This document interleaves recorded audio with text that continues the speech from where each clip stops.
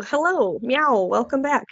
Right before the commercial, we were talking with Caroline and Talib, and we were, gosh, we've covered so many topics so far. I'm so excited to do this with you guys, I just gotta say.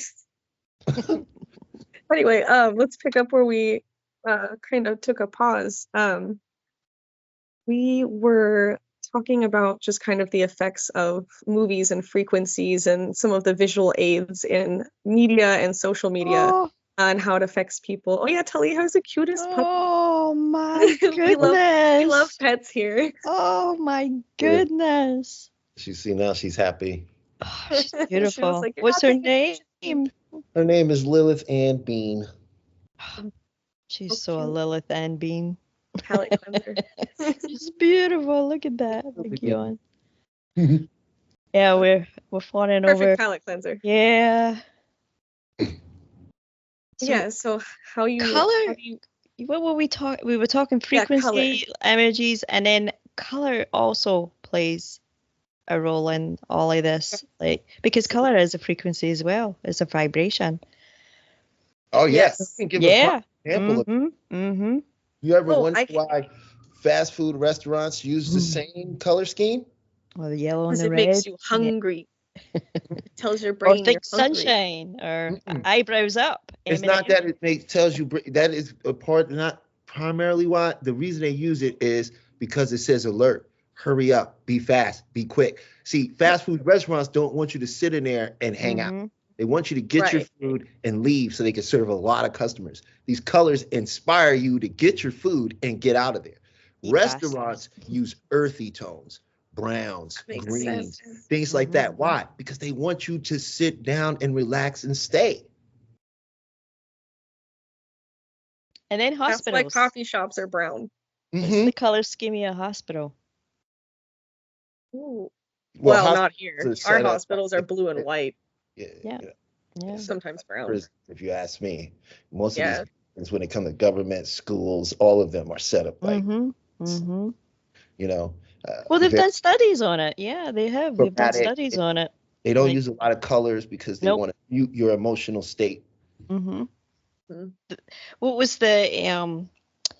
I was thinking about one of the studies that they have done on these. What it is like vacant lots. Like a pregnant woman living close to like a vacant lot, like where maybe the wind is blowing like garbage, like it's just vacant, and they're like, you know, that her testosterone levels will start to go up.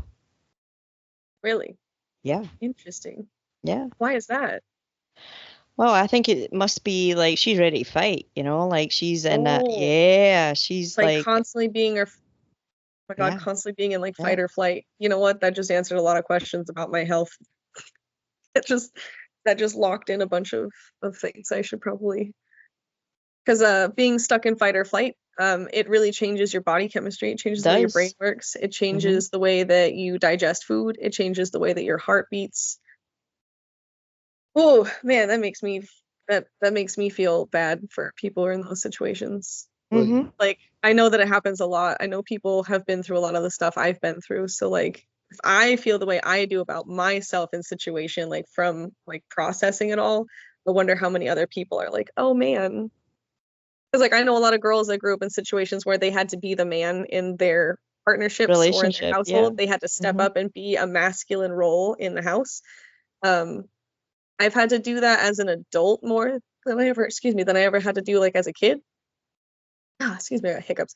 But I know a lot of friends, a lot of girlfriends that are a lot more masculine and had to find a lot more of a docile romantic partner because they needed someone who could calm them down and sort of match the feminine that the feminine had become more masculine in. Well, it's really interesting. Yeah, I think a lot of that is a lot of hormonal imbalances due to. Yes, absolutely. It would be your thyroid hormones, you know, predominantly. A lot of these preservatives and various chemicals that they put in our foods has an effect on our hormones. You know. Yes, absolutely. And I'm telling you, it's those chicken nuggets, man. My uncle knows what I'm talking about. It's those chicken nuggies. Them chicken nuggies is what's going to make us all look like we're 12 for the rest of our lives. I feel like we're I 12. guess it's interesting because there's a study that came out that says that this recent generation is aging faster. Gen Z, I'm told, yes. I think that's partly because millennials tried to teach their kids to eat healthy and not eat as much garbage. But I don't know for sure. Most of my friends won't let their kids eat sugar or candies or anything that they can't make at home with simple ingredients like flour, sugar, water. That's good. They're aware. And I'm like, that's cool. I'm glad that we all decided to go that way and listen to our grandmas who were constantly preaching, vegetarianism and stuff.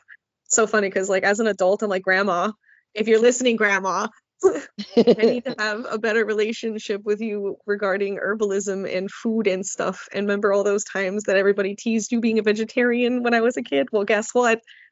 I'm basically that. So we're gonna talk about plants and stuff. Tell me all them good eats we used to have that I couldn't appreciate, because I feel like eating just like fast food and stuff we've had to order for a long time over the course of months, because some areas we were in a grocery desert. So there's nothing like within a certain mileage of where I was living, and I didn't have a car, so I'd have to DoorDash. So I would try to DoorDash from a grocery store predominantly. But sometimes, if you're really busy or whatever, a lot of millennial families and parents have to like eat out because they're on the road. Some people have multiple jobs. Their kids have to sit in the car on the way to or whatever. And then you just get McDonald's or Burger King or Wendy's because it's cheap, it's easy. It keeps the kids satisfied for a minute because they also get little toys, and then you can run your errands. And because so many of us grew up like that, a lot of us are doing that with our kids. And I know full-on adults that don't have kids that do the same thing. I'm one of those adults. I don't have kids, but I eat the same way I would as I assume some families have to, because people don't have time anymore to like go home and cook. And a lot of people that didn't grow up with family members that could cook at home or did, they grew up eating out or not eating at all. And they probably just want their kids to have food. It doesn't matter if you're, it doesn't matter what point of the day it is, the kid needs to eat. So it's like, if you're running errands, you might stop and get them something to eat. But I feel like kids are aging faster, but also not at all sometimes, because some of these kids be looking like they still infants and they're like 5. It's like, why are you so small? Like, why do you still look like a fresh baby?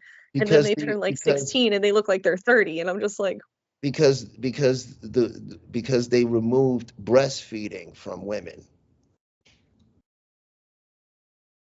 And a lot of women do not breastfeed. They use these vegan, veggie, whatever, plant-based things and to feed instead of the Similac and the other variations of that they used to give. We don't breastfeed anymore. The breast milk has all of the nutrients and everything the child's going to need to build a healthy immune system and to grow a certain way. You're giving them an artificial version of that because you think it's healthier than what your body is producing. We live in a society that has taken us from ourselves. Like everything is outside of us. There's a pill that does something. There's this diet that does something. There's something that is outside of you that you have to buy from somebody in order for you to do what your body is already meant to do, because we've been taught and convinced that we are imperfect beings and this body is super flawed and there's all this stuff we have to do to maintain it. But the Chinese had a very different philosophy of that, and that's where acupuncture and things of that nature come in, because there's an energetic field to the body. And if that field is off and your energy is off, I don't really care what diet, what exercise routine, or what pill you start taking. It only leads to temporary results, because the thing is you have to balance out your energy. And here in America especially, they work 24/7 to make sure we don't have a balanced energy state. Yeah. Well, it's worldwide. I mean, it's no localized.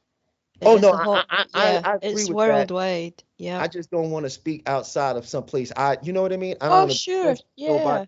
or say because I've never been there. You don't know what's really going on here. You're right. I really don't. I know what America shows me. I know what the news and I've learned. There's another interesting. Almost 50% of the social media accounts aren't real. Yeah. What? Yeah, they're not real. That much though? I thought it'd be like Well, 15, if you think about it, 20% it's more max. people on social media than there is on Earth. How's that? Because people have multiple accounts.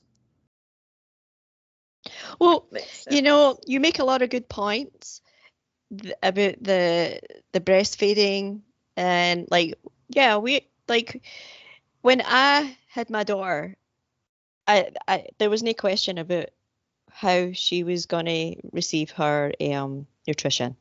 I was going to breastfeed her.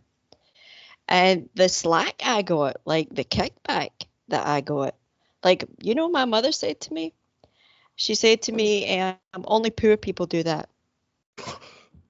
Yeah. What? Yeah. I swear to my God. gosh. Only poor people do that.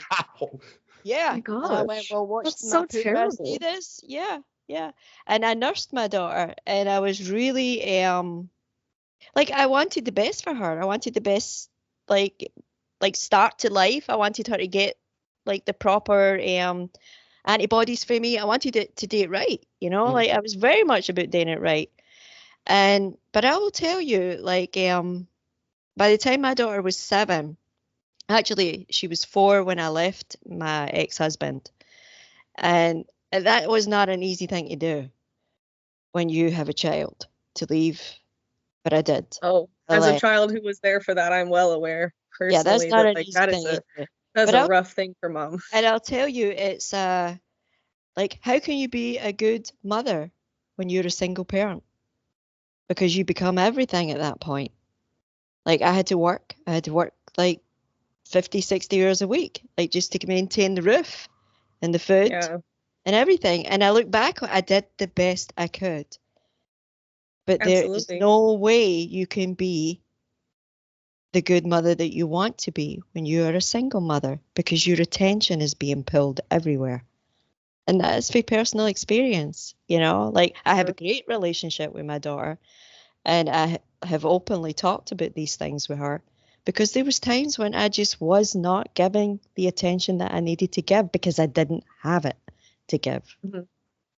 You know? But you know, you did the best you could with what you knew. That's it. Yeah. Oh, yeah. Like, I can't change it, and she's wonderful. Like, she is a absolutely splendid human being. Caroline, we can change it, because because for the simple fact of, there's only now.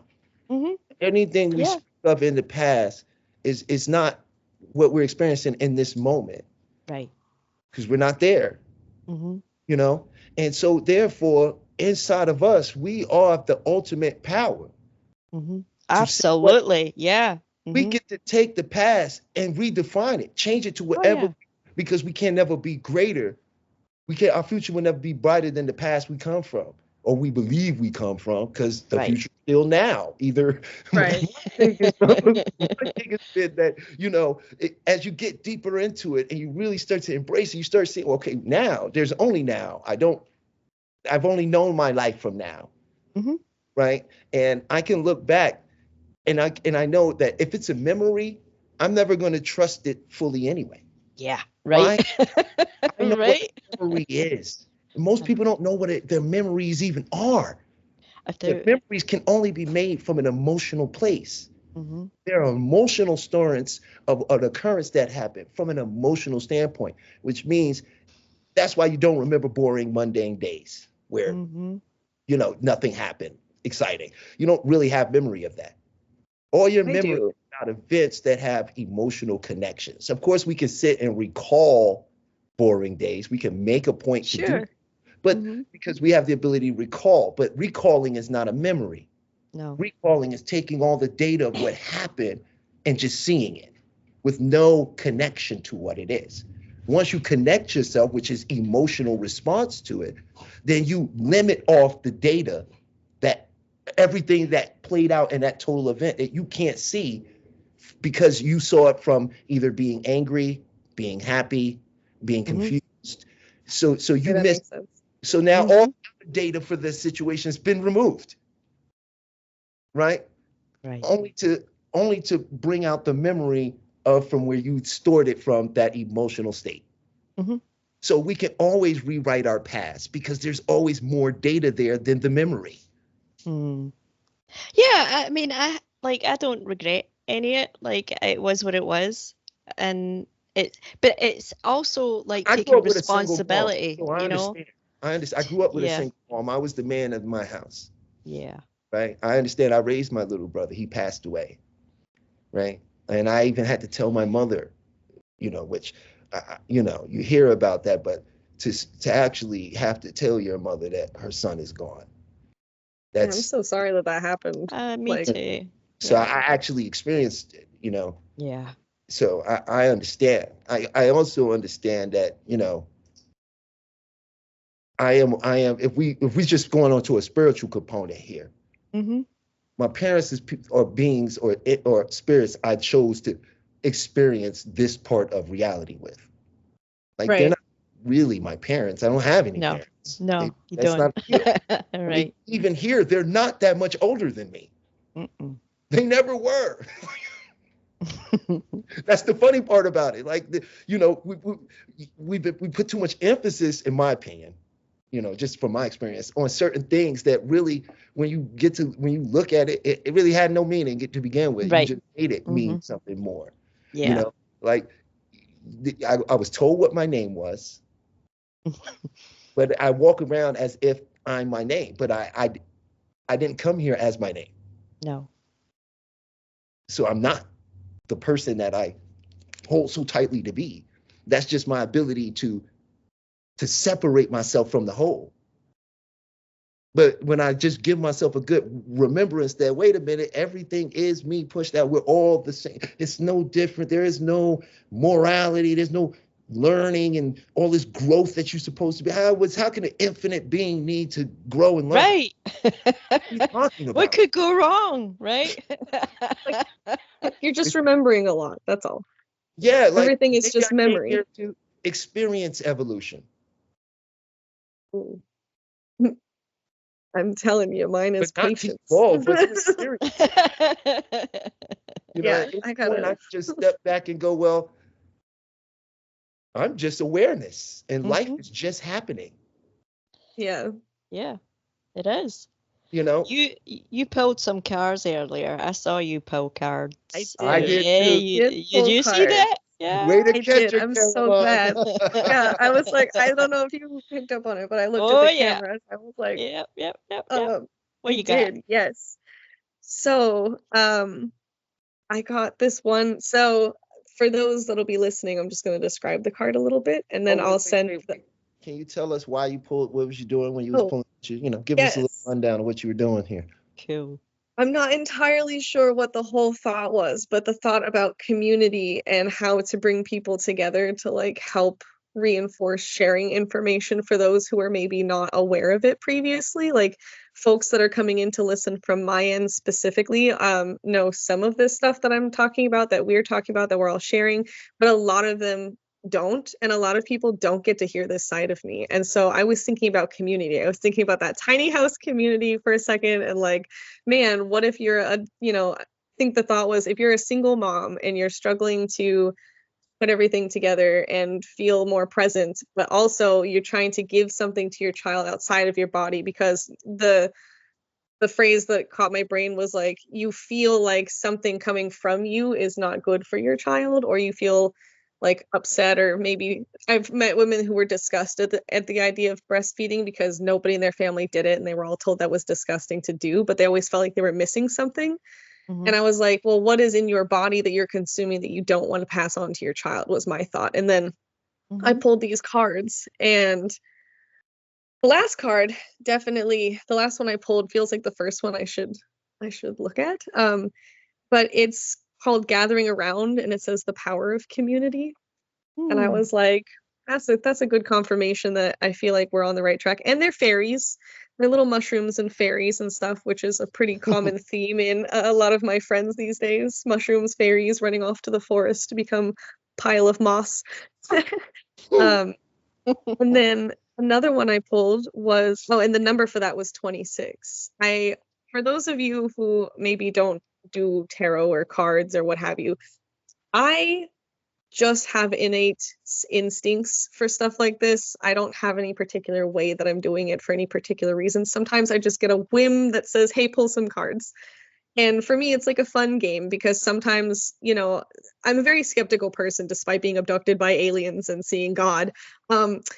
I I question a lot of things. Like I've seen ghosts, I've interacted with other beings, I've literally seen like an angelic form in its true nature, which was a terrifying experience personally, because the awareness of what I saw was very stressful. Like the point of when they show up is be not afraid, because they don't want to scare you, but they're aware that they're not the easiest thing to like digest.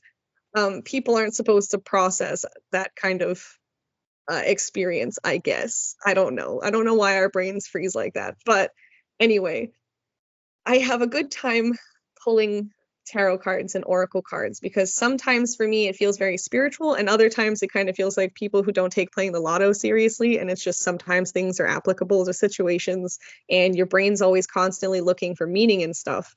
So every time I have conversations with people, I'm like, there's a deeper meaning here. Whether there is or isn't doesn't matter. That's how my brain works. And so my deeper meaning was pull some cards and see what either as a collective reading for people who want to like hear some good news or have some encouragement. We're talking about some spiritual stuff and like connection with your body and yourself and your consciousness and awareness and stuff. So I feel like this was a good time to pull the cards. And also I know that I've talked with Talib and Caroline about tarot cards a lot, so I thought this is a good time to pull them out and share them with everybody. So the next one was the wall, and it says obstacles, and the number was 56. And it's got this like big stone wall with like a monolith on it, and it's kind of dark and blue, and it feels very much like an Indiana Jones adventure, but it feels very internal. So it feels like for some people, this is the time to break down those walls, like specifically around breastfeeding.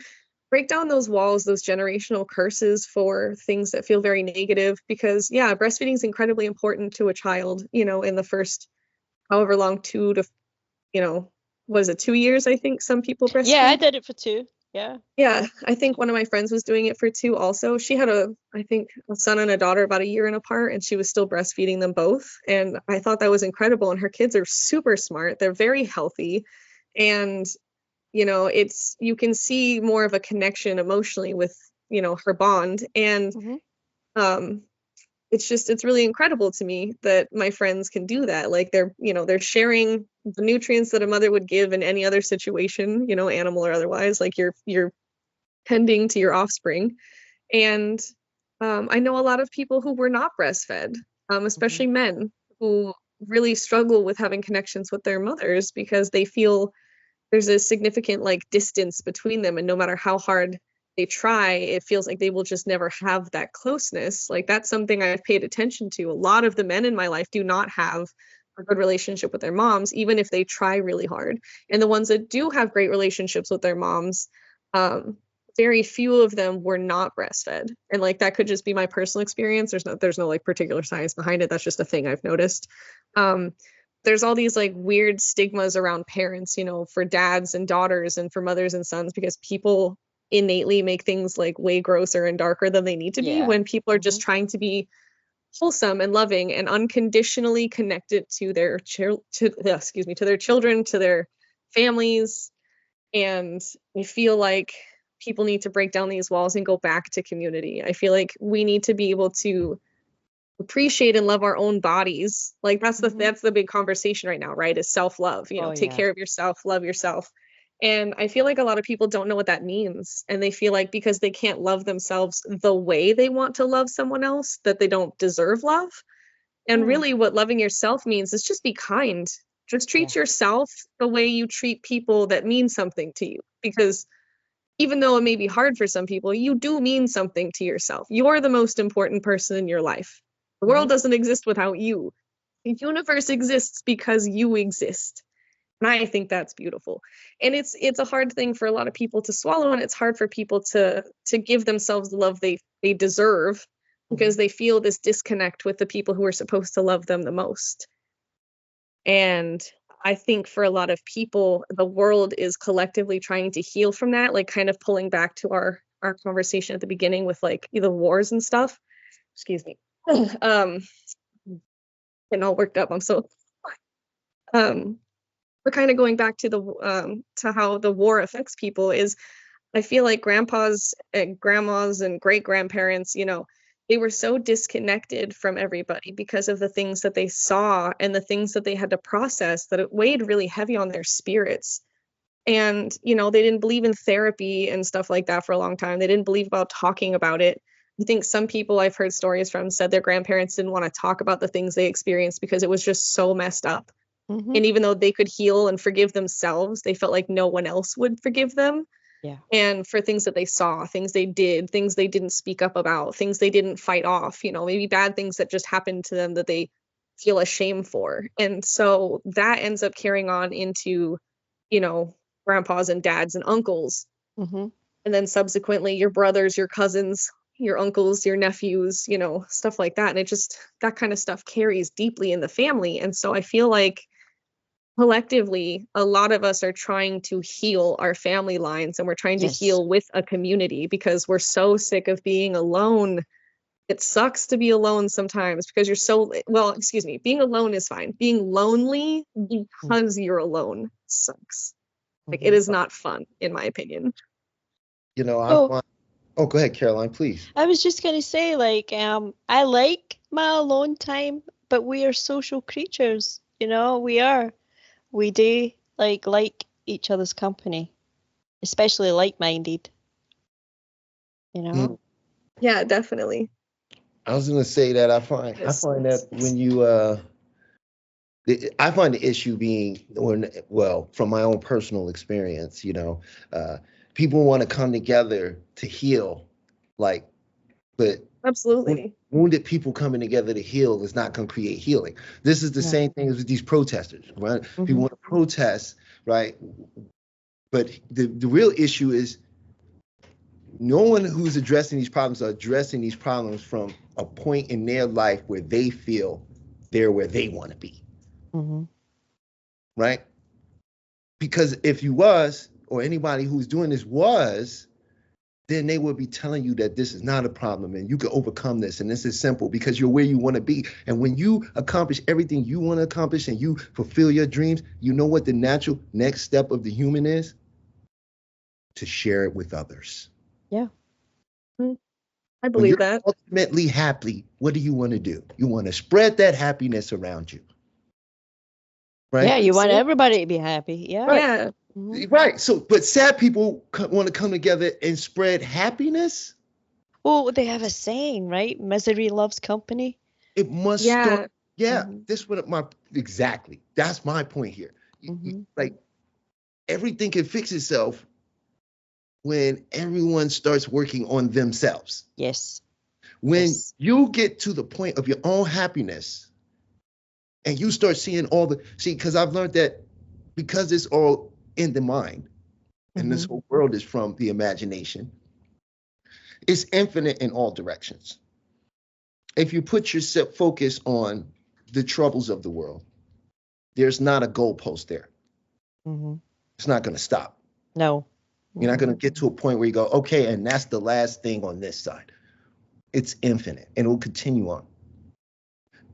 But you don't have to get all the way to a goalpost on that road to get to the positive infinite side. All you have to do is just stop and go the other way. Mm-hmm. Right? And once you get on that road, you'll find it's infinite in that direction. You'll find a lot of philanthropic activities of people helping one another. You have certain people over in India that have these programs where they've created waterways and water systems, and they've taken entire communities and lifted them out of poverty. These things are happening right now. Mm-hmm. Yeah, they are. Mm-hmm. There's a lot of amazing things that are happening. And it's infinite if you start going down that direction. Not everybody who's a millionaire or rich is an evil Illuminati member. Right. Right? There's a lot of rich people that are doing a lot of good. Mm-hmm. Right? Because it's infinite in all directions. But notice, they keep us stuck in the infinite direction of negativity. And then we show, how can we get out of this negative position? We got to all come together in this negative state and love each other. Well, absolutely. You can't come together in a negative state and love each other if you individually don't love yourself. And I've learned from my personal experience, self-love is one, healthy boundaries. Yeah. Yes, absolutely. That's very something important. I'm learning. Took me a long time. Yeah. Take time. Stop being given time. Mm-hmm. Yes. Nothing's more important than you, and there's nothing in this world. Well, I gotta eat.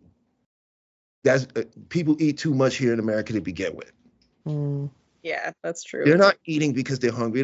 When your stomach growls for the first time, it's not hunger. You should look this up. It's your stomach contracting back to its original shape.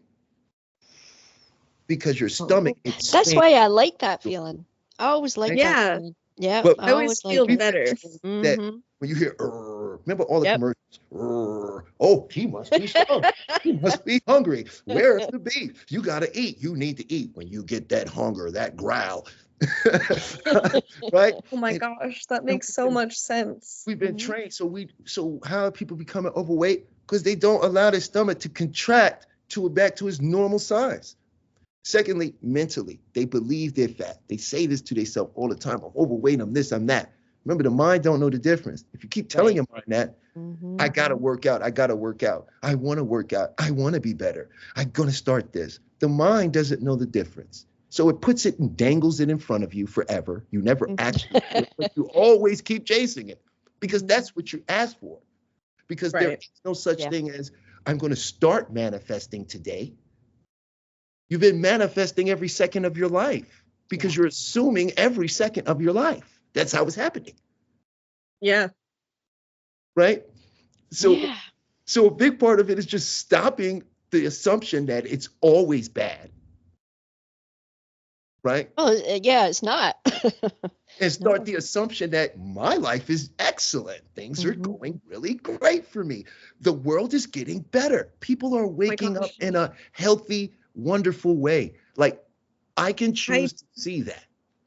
I did that one time. Remember when I told you I just woke up one day and was like, I'm sick of being sad and depressed and like feeling like poo all the time. And I was like, you know what? I'm not going to anticipate today being terrible because of whatever dumb reason. It's, you know what? Today's going to be great and I expect nothing. And that's how I started. And people were like, you can't just expect nothing. And I was like, no, I literally wake up with no expectations. So everything is always a pleasurable experience. Yeah, it's always a plus, really. Even the things that aren't, okay, if it's not, then I'll just wait till something that happens is a plus. And it's almost immediately after. Usually for me, it's free coffee. It's like, I got some really good karma vibes for like coffee and stuff. I do this little thing when you're going like on the road.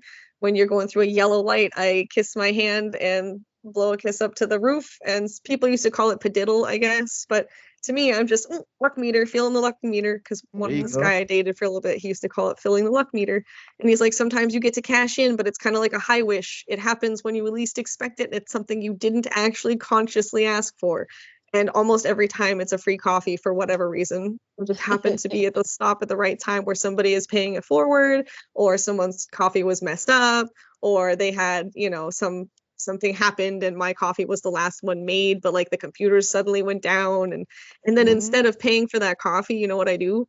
I just tip the baristas whatever I was going to tip, plus what would the coffee have cost. And then that way I'm still giving back to the universe. And it's my way of saying thank you. Like, oh, you treated me, I'm still going to treat you. Like, I'm not going to just take this and leave, or, okay, well, this is for the next person in cash. So that if your stuff is still down, you can at least cover most of their coffee, probably, assuming it's one person, of course, because those coffees get real expensive real quick. But yeah, I woke up one day and was like, I'm going to just have a good day every day. Everything is good all the time. Even if something not great happens, like there's, yin and yang, there's plus in the negative and negative in the plus, it happens. But as long as you don't focus on the negative, I think, it's really cool to literally just be like, you know what? Yeah. No, things are great. Yeah. Just tell your brain everything is good. And it'll produce that. It'll give you the result. It's like when someone tells you, I'm gonna pick you up in a red car at 7:30 and you go outside at 7:15, and now every car that passes is a red car. You're like, wait, okay. Your mind is like, you wanted a red car, right? That's what you said. That's what you want. And now it's like coming at you hyper, it's the same thing with everything else. And we can see that. But then you get to see what you really believe and what you really assume, because if it don't come the way you thought it was going to happen, it doesn't matter anyway, right? Right. It doesn't really matter. Doesn't matter. And then it comes in another way, because that's not the part of life we have to deal with. That's right. You call that universe, call it God, call it source, call it force, call it the hologram. You know what I mean? The matrix, doesn't matter. Mm-hmm. That's the part of the thing you don't have to worry about that. Mm-hmm. Your job is to experience it, right? And really, it's through work, through the school system and education that we got these. You really see how far it's bled into people's psyche, because everything about them is work. They believe they don't deserve anything unless they prove it to something outside of themselves. Yeah. That they're worthy of it. When the biggest miracle there is the fact you're here, because you have a bigger chance of everything else in the world happening to you. I mean, listen to me now. I mean this. Look, this is crazy. You'd be more likely to get bit by a shark on the highway, an asteroid fall on your head, a building fall on your head, a plane fall on you, you getting hit by a car, okay, winning the lottery, all right, blowing up in an explosion, getting catapulted into space. Wow. Than being born. Interesting. Yo. Okay, that's really powerful. That was. You said that to me before, but that gives me goosebumps every time. Literally astronomical. Mm-hmm. So if you're here, you deserve it. Period. Yeah. Period. It's nothing to prove. You made it. Congratulations. Right, you're here. You're here. Yeah. You made it. You're the one that's here. Anyone that's listening, I'm talking to you. You're here. That's an incredible feat all by itself. And however old you are, you made it that far. Mm-hmm. That's really incredible to me. It's like there's only one of you. Yeah. You're the one that exists. Mm-hmm. So hello, I'm glad you were listening. I love you. Like, I'm glad you're here. Like, it's gonna get better because it has to, but also I think it deserves to. I think everything is going to get better. We all deserve it. We deserve to be living a life-enhancing life. Yes. Like all of us, every single one of us. Absolutely. They set us up with aging by birthdays. You sing a weird spelling song, and each year you get more candles added onto there. Each year, as you start telling yourself, I'm older. And remember, the only reason you count age is because they told you you're gonna die one day. Doesn't matter what you do, you're just gonna get old. Oh yeah, there's people that say you're dying every day. You're getting closer. Right. So I don't believe in that. No. So the funny thing about Prince was he was in his 50s. He looked great. He did. Yeah, he did. Mm-hmm. And they asked him, well, how you look so young? What's your diet? What are you doing? He said, oh, it's simple. I don't celebrate birthdays. I was only born once. Yeah, I remember that. Yeah, that's a Jehovah's Witness thing, right? Yeah, but all of these religions are based on truth that they've manipulated by putting the source you have of one birthday and teachings outside of you. Yeah. Right? Jesus not you. Paul's not you. Right? God's not you. Nothing is you. You're the sinner who's just lucky to be here. And you got one chance to make this right. So you better go to work. Remember, that's solidarity. That's Durkheim. Right. See, we don't know the fact that the sociologist and the psychologist that founded what you are calling your thinking, your Protestant thinking, right? Go to work, have a family, follow the laws. Right. No. You see what I'm saying? And that right there, oh my goodness. Time out, Kitty. Sorry, I was like, my cat started trying to rub up on the mic and I'm like whispering. I'm like, do that, no. But it's like in direct correlation with. Oh. So, Yeah. anyways, yeah, quick palate cleanser. Kitty cat. Meow meow. This is Gigi. She likes Beautiful. to come up when I'm on the radio. Whenever I'm on the radio with Caroline or Solaris, and when I'm on the phone with Talib, she likes to come up and be right up in my personal space. She's beautiful. Which is very And for our audience on the radio, we'll have these up on YouTube and other social media, so you can actually see the Skype and the kitty. Yeah, and your beautiful puppy. You want to see the doggy. So you can jump onto YouTube's. Yeah, there are multiple forms of media happening simultaneously right now. Yeah. Yeah. You know, we can do this. You know, happiness is a choice. You know, we just have to keep making it. We just have to keep making that choice, like every day. You know what's really interesting about this part of the conversation that we naturally moved into? I counted the numbers 5 + 6 on the one card because something told me that was not necessarily the end of the reading. So, 5 and 6 is 11. Well, 11 is also 2. So I pulled up the meanings behind the cards in this Shaman Oracle book. And 2 says beloved, radical acceptance, loving what is. And then it says deep quiet, meditation, stillness, clarity, and self-acceptance. Happiness is available for you, is what it says at the end. Woohoo! It is there for you. And I was like, that's crazy. I love that that's what I mean. Like things like that gives meaning to stuff to me too. Like it kind of helps solidify just everything that we're talking about. And I hope that it gives some people who understand the cards and numbers, and if you're into numerology and stuff, 26, 55, 56, 2, and 11. Those are your numbers today. Play the lottery. Tell me if you win. Yeah, and I challenge you to wake up. When you wake up tomorrow, just, from the moment you open your eyes, just decide what type of day you're going to have. Just like decide what day you're going to have. Don't look for it. Don't look for the day. Because declare an awesome day. You're looking for the day to prove that what you decided is going to happen or is happening.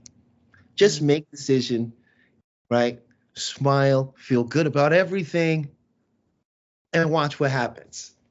And if you have an amazing day, then it shows you that, a lot of this stuff that we were taught, I was taught a lot of stuff that I think a lot of people here in America was taught about. Don't put your eggs all in one basket, and life be hard, and money doesn't grow on trees, and there's going to be people that don't like you, and you're going to have to fight, and you may not get the job you want, and you might have to settle, and that's a part of being an adult. I don't agree with that last part, especially. No. Like not that I'm disagreeing with you. I mean, I disagree with the fact that that's a thing that is like, I don't accept that. When people say that to me, I refuse to accept that. I'm like, I don't believe in that. I don't believe that, sometimes you just have to settle. No, you don't. No, maybe you have to reroute your plan. You absolutely should never have to settle on something that doesn't make you happy. Here's the interesting part about it. What if what happened is just a bridge of an incident that leads to what you really want to happen? Right. So you don't want to give up on what you're doing. You can just sometimes you just got to ride that wave a little bit. Like sometimes the things happening in the moment are not necessarily recognizable as in your favor, right? But oftentimes if you just keep going on that path that you're already on, things will work out in a way you didn't anticipate. That's what we were talking about the other night, actually. And I really think you can change the course of your life by focusing on cool things that drive you. And it's okay to change your mind too. That's something else. It's okay to decide that maybe somebody is right in that aspect because you are making your reality, and maybe you decide that person was right and that thing isn't for you, and you find something else that you're more passionate about or that you're more driven for. And maybe that's supposed to happen too. Maybe that's just part of the plan. That's that bridge. And you're always right. Yeah. And that's there's no accidents. You're always right. And I've had people argue that point with me. Well, I've made mistakes and I've messed up in life and I've done things wrong. And I just merely say to them, aren't you right about that? Can't be wrong. No. Not right. No. And also, like, we did the best we can, with everything. You cannot be wrong. No. If you're not right, because you won't accept it, right? So, I got to tell you a good one. My daughter, 7 years of age, right? And we're having this, like, I can't even remember what it was, but we're going back and forth. And I looked at her and I went, you know, it's not really that important to be right. I'd rather be happy. And she, like you know, that. but you know what she said to me? She was 7 years of age. She says, but I am happy when I'm right. You know what do you do with that? Right. I am That's happy true. when I'm right. As long as the two coincide, because see, most people will choose being right over being happy. I know. I want to be I happy. can understand that. That's You something I'm know, like, I want to would be rather, happy. I'd rather be wrong and happy than be right and miserable. I don't want to be right about the things I've been right about. Like, I don't, you know, I don't want I would to be rather right. be wrong. That's the Yeah. funny part. The funny part, the psychology is like, in order to play out this personality, you have to disconnect from some rational things that you're not even realize is playing out. Like, you're always right. You can't be wrong because you have to agree that the wrong is right. That's great. Yeah. Yeah. You're always, so the real question becomes, what do you want to be right about? You know what? That's a good question. That's a good question. See, even the dogs are like, "Yo, that was some good stuff. That was a spirit bomb." It was. Well, I want to be right that we're going to flip this. We're going to flip Yeah. it. Yeah, We're we're going to flip it. yeah. It's going to be harmony, peace, compassion, love. Yes, absolutely. Yeah, that's going to be the journey. That's going to be the road. Just choose to be the best person that you know and be like them. Like, I am the best person I know. Thank you, Caroline. I love Caroline. I'm so glad that's Man, I love. I'm glad you got that. I was trying that up there. I love it. She's so fast. Yeah. Firing on all synapses. I am. You know, like, yeah. You guys are great. Thank you for having me. You're great. Thank you. This has been really wonderful. This has been enjoyable. I feel warm. Yeah. Oh, that's good. Warm. I also feel warm. Yeah. I'm really glad that I got to have Talib come be my co-host. We've talked about this kind of stuff for a long time. So it's really fun for me too to be able to share this with you guys. And honestly, Caroline, you and Solaris and Bill Grant and Jonathan and Rick and Madeline, like y'all have been so encouraging with the radio stuff. Like I'm really glad that I get to turn around and share it with you now. We love you. You know, yeah, you're so cute. Thank you. I appreciate that. And Tally, oh my God, what a wonderful pair we got going on here. Like this is a good dynamo. This is good. Fantastic. He really is. Yeah. So full of wisdom. You're wonderful. He's always such a positive. Yeah. Yeah. Very grateful. Grateful. Solaris. I always call Solaris, Sarah Connor. Oh yeah. You know, I used to do that movement. Like when I worked in the hotel, I worked upstairs in the office. I would come down and people would get, like the staff would get a wee bit because I was a manager. So I would come down the stairs, I used to kid on. Like I used to make that movement where she grabs like the gun and she goes cha-ching. Yeah. I used to do that going down the stairs, like as a manager, and they'd be like, here she comes, and I'd go ready, shoot. Love that. Yeah, I heard you saying that to her last week, and I was like, yep, that's who she is. Yep. I think the female characters I grew up on, are better, a lot better than the ones they have today. Personally, I'm sorry. Oh, Xena. With Xena. Xena, Warrior Princess, Lucy Lawless, and Red Sonja. Absolutely, I love Red Sonja. And Red Sonja was great. I mean, but they characters were flushed out, how they were presented, how they were strong women, but they weren't men. They were women. Yes. It was very empowering about them, and they were bad. They were like kick your butt. There was no questioning them, it was beautiful. Yeah, but now it just feels sort of like, it doesn't feel earned. It feels like entitlement. You're supposed to like me because, there needs to be diversity in every, movie now. Like, I know. And it's like here's the funny thing. I find it boring. I find it boring. I do too. Like they make it sound like there's no black comic book superheroes, right? but there Nonsense. are 93. Wow. There are 93. And only 19 of them have electrical powers, which is a trope in the comic community about Black characters always having electrical powers. But the 7 of them do not have electrical powers. They're just awesome characters.